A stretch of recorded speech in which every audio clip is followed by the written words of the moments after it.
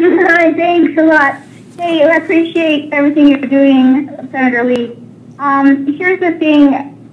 I don't understand why the federal government doesn't obey our Constitution. I don't understand why they have federal land, CLM lands, as they're supposed to just be stewards to give back that land. So what's going on, and why can't we get our own land back from the federal government?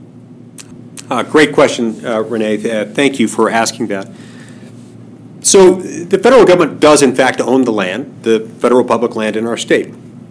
I don't dispute its ownership of it. What I do dispute, and I think this is what you're getting at, is the need for the federal government to own this much land.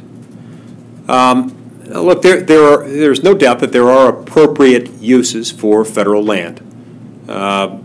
In the Constitution, in Article 1, Section 8, Clause 17, it makes provision for the federal government to own federal land and to exercise for Congress to exercise exclusive legislative jurisdiction over certain types of land that was acquired by the consent of the host state's legislature for the erection of stockyards, docks, arsenals, and so forth.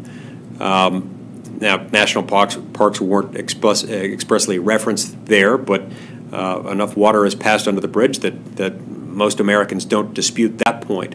But we're not talking here about national parks. We're not talking here about military installations. We're talking about just garden variety federal land that is just owned by the federal government, not to be put to any particular use, but to be kept out of use, to keep people out of it. And it's ironic that it's sometimes referred to, that it's colloquially referred to as federal public land, because in many cases that land is anything but public, in the sense that the only people who have access to it much of the time are federal bureaucrats who get to somewhat arbitrarily decide how it's going to be used. So that begs the question, why? Why does the federal government need to own so much land? Why does the federal government need to own roughly 1/3 of the landmass in the United States of America? Why does the federal government need to own 2/3 of the land in the state of Utah, especially considering that in many states, especially in most states east of the Mississippi River, the federal government owns very little land. In fact, there are states where the federal government owns only 1/2 of 1% of the land or less.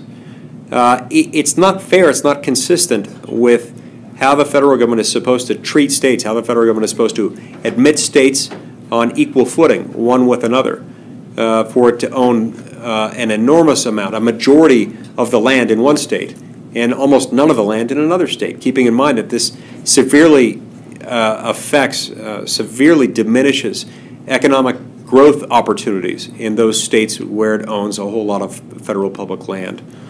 And so, and I also believe that consistent with the text and the original understanding of the Constitution and of the Statehood Enabling Acts, that the plan should have always been for Congress to dispose of those lands gradually as it went along. Absent the need to keep some federal land or some of the uses that we've described. But there's not a good reason that I can see for the federal government to own 2/3 of the land in our state, and I think that's an honest discussion we need to have. This discussion, by the way, is not entirely new. It was had in the mid-1800s when some of the states created in the area purchased through the Louisiana Purchase started to realize that too much of their states were owned and held by the federal government, and that was hurting those states. In time, most of that land was disposed of, and those states benefited to a significant degree. For a variety of reasons, that didn't happen in our state. Our state wasn't even a state at the time a lot of that happened. But we are a state. We've got a lot of economic growth opportunities that are being thwarted by this. And I think we need to have a really robust discussion about why it is the federal government needs to own so much land, particularly in our state. Now, and why it's okay for it to own this much land in our state and not in others. So anyway, I appreciate you raising that question, Renee, and it's an important question with a lot of constitutional implications and also implications as a matter of public policy.